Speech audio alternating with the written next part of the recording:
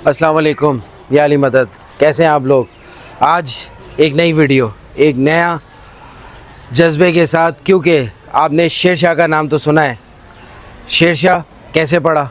शेर शाह इलाका जहाँ पे बहुत सारी सनती चीज़ें हैं और उसके साथ साथ लोगों के काम की चीज़ें मिलती हैं। शेर शाह वो इलाका है जहाँ आप मानूस हैं, जहाँ कराची में रहने वाला इस इलाके का नाम जानता है। शेर शाह कैसे पड़ा, शेर शाह कौन थे और वो वहाँ क्यों रुके और क्या उन्होंने वहाँ किया कि आज कराची के इलाके शेर शाह बहुत मशहूर है। और आज मैं जिनके दर पे खड़ा हूँ ये वही हैं जिन्होंने कराची को शेर शाह बनाया, यानी कि कराची के इलाके को शेर शाह बनाया। और ये वो सैयद हैं जो वो यहाँ कैसे पहुँचे, कितने हज़ार किलोमीटर का सफ़र तय करते हुए यहाँ कैसे पहुँचे, शेर शाह कैसे नाम पड़ा और ये ख़ुद कहाँ हैं के हैं और कहाँ से आए, ये इस वीडियो में मैं आपको बताने वाला हूँ। इनके आबा अजदाद के बारे में बताऊँ कि उन्होंने कैसे हिजरत की और यहाँ तक ये कैसे पहुँचे। बुखारा आपने नाम सुना है, बहुत मशहूर था किसी ज़माने में, और बुखारा जो था खुरासान के करीब था। जब इमाम रज़ा को जहर दे के शहीद कर दिया गया और फिर आगे उनकी नस्ल चली, और उनकी नस्ल कहा जाता है कि वो आगे बुखारा में जो है उन्होंने हिजरत की और फिर बुखारा में अपना सेटअप बनाया। तो कई सौ साल बाद फिर वहाँ से बुखारा से ये चले दोबारा, इनके आबा अजदाद जो है बुखारा से चलने के बाद खुरासान आए, यानी कि ईरान, मौजूदा मशहद, और वहाँ पर उन्होंने ज़ियारत की, अपने जद की। और फिर उसके बाद इमाम रज़ा के दर पे हाज़िरी देने के बाद जब वहाँ से उन्हें पता लगा कि क्या करना है, तो वो करते करते वो पूरा ईरान क्रॉस करते हुए, बलूचिस्तान क्रॉस करते हुए ईरानी वो नोशकी के मुकाम पे उन्होंने क़याम किया और यहाँ पे उन्होंने अपना मस्कन बनाया। यहाँ पर बहुत बड़ा ख़ानदान जो बुखारा से हिजरत करके यहाँ आया था वो यहाँ पे रुका और फिर अपनी इल्मी, अपनी खिदमत और अपनी खुदादारी की वजह से वहाँ मशहूर हुआ।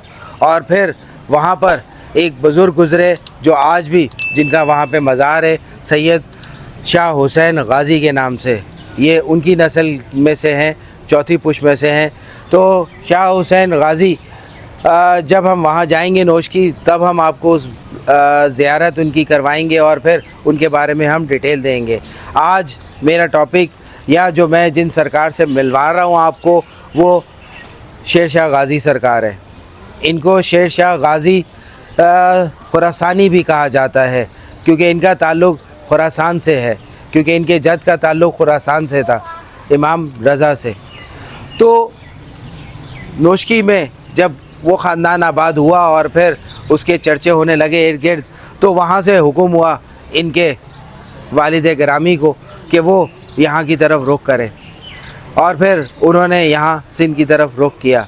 और जब शेर शाह सिंध में दाखिल हुए, मौजूदा शेर शाह जो कराची में मौजूद है, यहाँ पे उन्होंने अपनी फ़ैमिली के साथ क़याम पज़ीर हुए और फिर यहाँ पर भी उन्होंने वही सिलसिला अपना जारी किया अपने जद का, कि वही अपनी खिदमत, इंसानी खिदमत, वही अपनी दरिया दिली और वही सब कुछ जो अहले बैत का ख़ासा था, कि लोगों का तांता बनना शुरू हुआ, लोग अपने मसाइल लेकर आने लगे, इनसे शिफा याब होने लगे, इनसे रूहानी फैज़ हासिल करने लगे, इनसे इल्म हासिल करने लगे, लोग इनके दर पे आने लगे, इनके शागिर्द बनने लगे।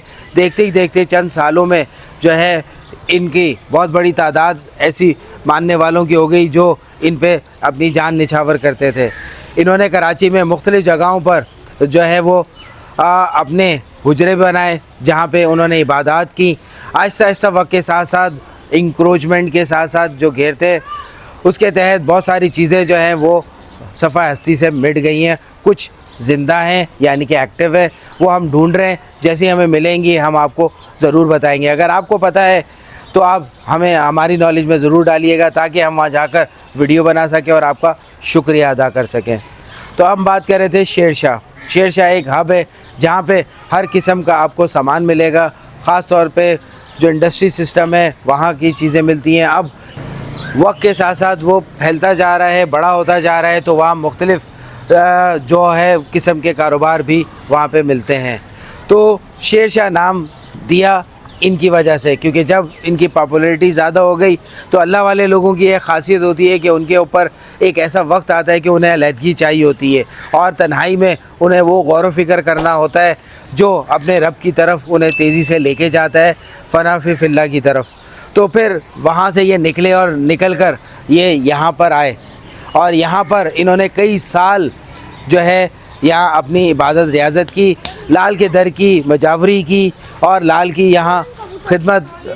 ज़ाहिर लाल पहले जा चुके हैं, यहाँ जो उनका हुजरा था वहाँ पर वो क़याम पज़ीर हुए और फिर उन्होंने यहाँ पे वो अपना लिंग लाल से बनाया जिसके थ्रू वो लाल की लाली में रंग गए और फिर उन पे जो लाल का रंग चढ़ा फिर वो दुनिया में और ज़्यादा मशहूर होने लगे, लोग उनका ताक़ुब करने लगे। कहते हैं कि जो दरख्त मैंने आपकी लाल की वीडियो में दिखाया और एक दरख्त इस जगह पे था, यहाँ पे जो दरख्त था इस जगह पे ग्रीन सी वॉल में जो खाली है, और बताने वालों ने बताया कि ये कमरा भी नहीं था, तो ये दरख्त इतना बड़ा था कि यहाँ पे आराम से सोया जा सकता था, उसके ऊपर लेटा जा सकता था, बैठा जा सकता था, 2-3 लोग यहाँ बैठ सकते थे और बहुत अच्छी लुक में वो यहाँ पे मौजूद था। यहाँ पे उन्होंने टाइम गुजारा। एक दरख्त हमने लाल का आपको बताया कि जो आज भी एक्टिव है और लोग आते हैं और वहाँ से शिफा लेते हैं।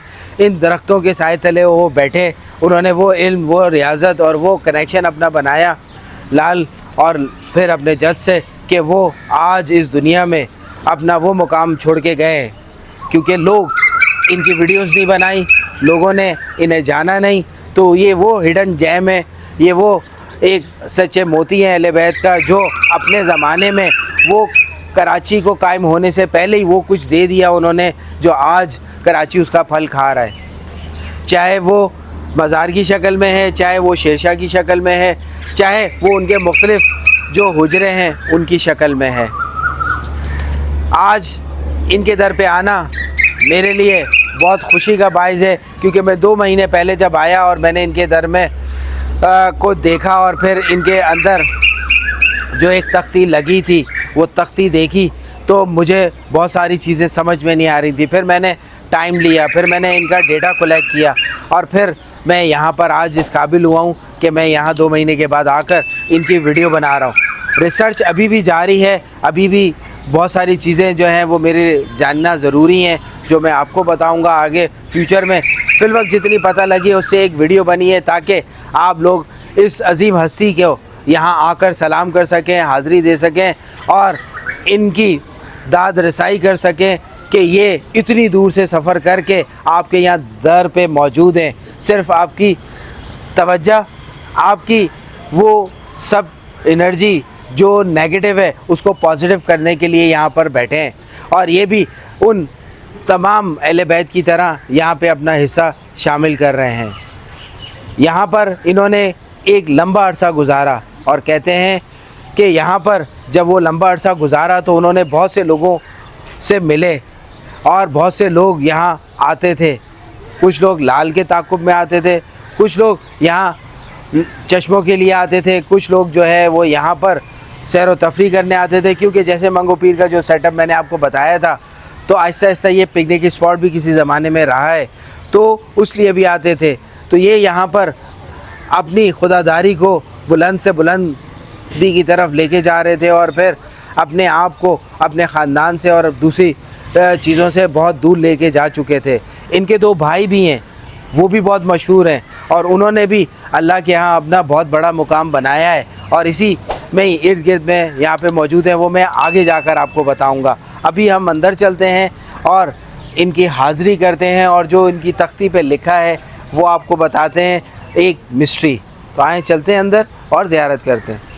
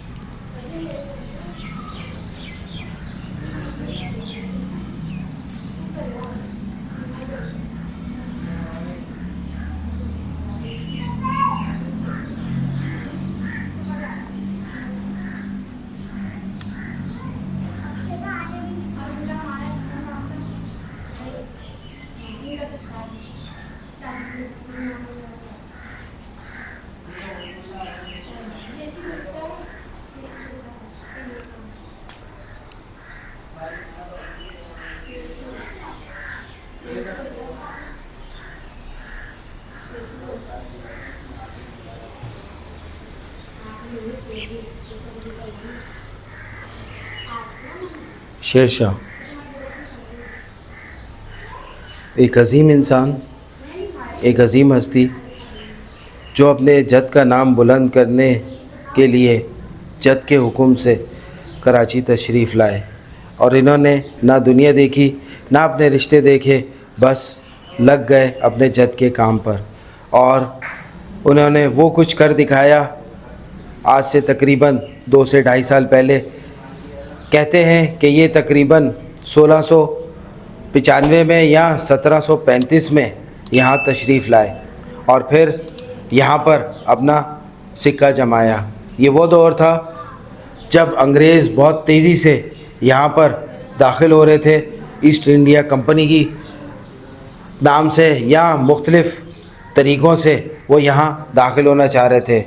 यहाँ के तालपुर कराची जो पोर्ट है मौजूदा, उसको कभी इनके हवाले कर देते थे, बनाने देते थे कि वो यहाँ से तिजारत कर रहे हैं और कभी वो उन्हें रोक देते थे। कभी कल्लात के जो बलोच हैं उनके हत्थे आ जाता था कराची, कभी वो रूल करते थे। तो इस तरह कई सदियाँ गुजरी और अंग्रेज़ कभी आया कभी नहीं आया। अंग्रेज़ ने यहाँ के क्या क्या किया वो सियासत की जो आगे हमें नज़र आई कि पूरे ख़ित्ते को अपने कब्ज़े में लिया और यहाँ से वो कीमती अशिया, वो कीमती धातें और बहुत सारे यहाँ का कल्चर ले गया और अपना कल्चर छोड़ गया। ये उस ज़माने के हैं जब अंग्रेज़ यहाँ अपना ज़ोर पकड़ रहा था और ये यहाँ पर आए थे।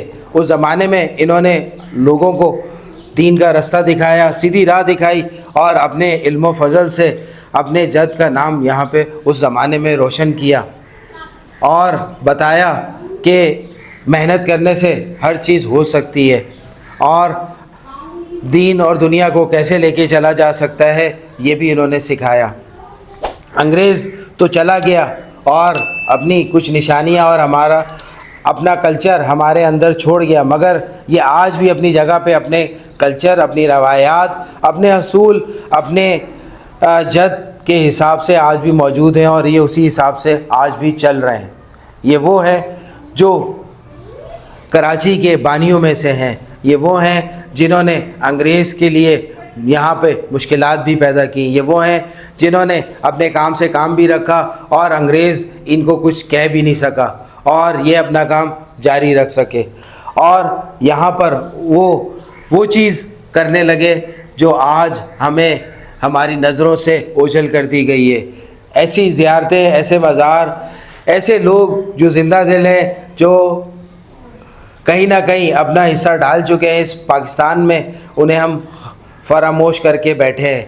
हमें चाहिए कि ऐसे ज़ियारतों को ढूंढें और उनकी वीडियोस बनाएं ताकि हमारी औलाद, हमारे आने वाली जनरेशन देखे और उसे पता लगे कि हमारी हिस्ट्री क्या है, ना कि हमें अंग्रेज़ की हिस्ट्री पता लगे कि वहाँ एल्फा टावर कब बना, वहाँ पे जो है वो बकिंगम पैलेस कैसे बना। हम वो उसकी हिस्ट्री और दूसरी चीज़ों के बारे में जाने कम और अपनी हिस्ट्री अपने बारे में जाने ज़्यादा। ये इनके खलीफा रहे और वो भी इन्हीं के साथ मदफूम है, सैयद अहमद शाह बुखारी।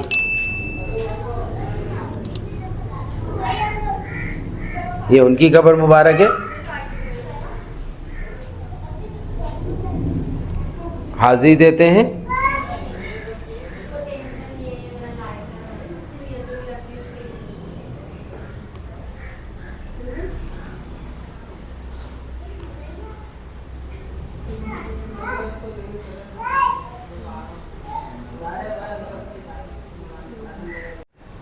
अज़ान के बाद चलते हैं और आपको यहाँ पे जो कंधा है उसके बारे में मैं बताता हूँ कि यहाँ पे इनका शजर नसब लगा हुआ है। हज़रत सैयद शेर शाह गाज़ी अल बुखारी खुरासानी मैंने लगाया है क्योंकि इनका ताल्लुक़ खुरासान से था। आपको नेट पे भी डेटा अगर मिलेगा तो आगे आप खुरासानी लगाएंगे तो मिलेगा। इनका नाम शेर शाह था, लक़ब गाज़ी, और ये अपने दादा की साइड से रिज़वी बुखारी सैयद हैं और चौथी नस्ल से आप जाकर मिलते हैं सैयद शाह हुसैन गाज़ी सरकार से, जिनका मज़ार नोशकी में मौजूद है। और आप 8वें इमाम यानी कि इमाम अली रज़ा की आल में से हैं। आपका ख़ानदान बुखारा से हिजरत करके खुरासान ईरान में तशरीफ़ लाए, फिर ईरान खुरासान से हिजरत करके नौशकी बलूचिस्तान में आए, फिर 250 या 300 साल कबल कराची के शेर शाह में आए और शेर शाह में रिहाइश इख्तियार की। कराची के मुख्तलिफ़ इलाक़ों में चिल्ला कशी की, फिर लाल शहबाज कलंदर की बशारत से मंगू पीर के मुकाम पर गर्म चश्मे पर आए और मंगू पीर में तवील अरसे तक चिल्ला कशी करते रहे और बाद में शेर शाह, ये मैं आगे आपको डिटेल दूंगा। बताने का समझाने का मकसद ये है जो मैंने पढ़ा कि ताकि आपको पता लगे कि ये हिस्ट्री जो मैंने दी है उसमें कितनी मैंने रिसर्च की है और कितना कुछ मैंने अयां किया आपके सामने। ढूंढने से तो कहते हैं खुदा मिल जाता है। जब आप इन बुज़ुर्गों को ढूंढने के लिए निकलते हैं तो ख़ुद ब खुद ये बुज़ुर्ग आपकी मदद करते हैं और आपको ऐसे लोगों से या ऐसी जगहों से डेटा देते हैं जहाँ पे आम हालात में नहीं मिलता। तो ये इन बुज़ुर्गों की ज़िंदा दिली की और चाहत की एक छोटी सी दास्तान है कि मैंने चाहा कि मैं इनके बारे में जानूं। और जब मैं पहले आया, क्योंकि मैं इनके बारे में ज़्यादा नहीं जान सका था, ये जो शजरा बताया ये मैंने पढ़ा, फिर मैंने जाके इसकी बहुत सारी रिसर्च और तहकीक की तो मुझे पता लगा कि कहानी कुछ और भी है। ये सरकार यहाँ पे मौजूद है, आज इस बात की दलील है कि इन्होंने अपने दौर में वो सारे काम किए जिससे आज अल्लाह ने इनकी कब्र मुबारक को सलामत रखा हुआ है और अपने नूर से मुनव्वर किया हुआ है, क्योंकि ये अहले बैत का वो मोती हैं जिन्हें हम तलाश कर रहे हैं, जिन्हें हम सालों से तलाश कर रहे हैं। और जहाँ हमें पता लगता है कि अहले बैत का कोई ना कोई फ़र्द मदफ़ून है, यहाँ गुज़रा है या यहाँ से कुछ अरसा क़याम करके अपनी खानगाह बनाकर आगे निकला है, हम वहाँ तक पहुँचते हैं। शेर शाह सरकार जब यहाँ पे अपना सिक्का जमा चुके और इनके बहुत सारे मुरीदैन और फॉलोवर्स बन चुके, तो आगे इनकी जो है वो नस्ल चलती है। और जब नस्ल चलती है तो हमने देखा कि इनकी शादी हमें नज़र आती है। ये नहीं पता कितनी शादियाँ की, इनके एक बेटे हमें मिले जो मौजूदा आपको शेर शाह में मिलेंगे। उनका नाम सैयद उम्मीद शाह है और उसी के साथ इनके एक नेफ़ियो यानी कि भाई या बहन के बेटे, उनका भी कब्र मुबारक मिलती है और उनका नाम सैयद साले शाह है। इससे पता लगता है कि इनके भाई भी थे और वो भी कहीं ना कहीं मौजूद थे कराची में। जब हमने और रिसर्च की, हमने और देखा तो हमें पता लगा कि शेर शाह के 2 भाई और हमें मिले जो इन्हीं के नक्शे कदम पर चलते चलते इस जगह पर पहुँचे, इनसे मिले और इनकी उन तरीक़ों पे चलने लगे। इनके भाई जब यहाँ से इनसे वो इल्म और फैज़ ले चुके और अपने आप को अपने जद के हवाले कर चुके, तो फिर उनकी मंजिल तब्दील हुई और वो गडाफ टाउन में जाकर बसे और वहीं उन्होंने काफ़ी अरसा वहाँ इबादत और रियाजत करते हुए अपने आप को अपने मालिक हकीकी के सपोर्ट किया। उनका नाम है सैयद फ़तेह अली शाह। वहाँ पे हम जब जाएंगे तो उनके मज़ार मुबारक को ढूँढेंगे और फिर हम आपको उनकी बारे में बताएंगे कि वो कितने बड़े मौक़िफ़ थे, कितने बड़े वो तारीख़ को जानने वाले थे और किस तरह अपने भाई के नक्शे कदम पे चलते हुए उन्होंने लोगों के दिल जीते, लोगों की खिदमत की और अपने अहले बैत का निज़ाम को बरकरार रखा। तो इनके दूसरे भाई आपको मेवा शाह कब्रिस्तान में मिलेंगे। वो भी अपने भाई के नक्शे कदम पे चलते हुए उन्होंने भी वो कमालात तक पहुँचे कि आज उनकी कब्र मुबारक पर हज़ारों लोग जब भी मेवा शाह जाते हैं उनके वहाँ होकर आते हैं। वक्त के साथ साथ लोग उस चीज़ को भूलते जा रहे हैं और ऐसे नेक लोगों को से दूर होते जा रहे हैं और नेक लोगों को भूलते जा रहे हैं, क्योंकि उनको बार बार वीडियोस या बार बार किसी भी शक्ल में रिमाइंड नहीं किया जाता। जो मेवा कब्रिस्तान में इनके भाई मौजूद हैं वो सैयद नसीर शाह है। नसीर शाह का मज़ार वहाँ पे आपको मिलेगा और नसीर शाह भी अपने दौर के बहुत बड़े बुज़ुर्ग गुज़रे हैं। जब हम वहाँ जाएंगे मेवा शाह तो उनके बारे में भी आपको डिटेल देंगे।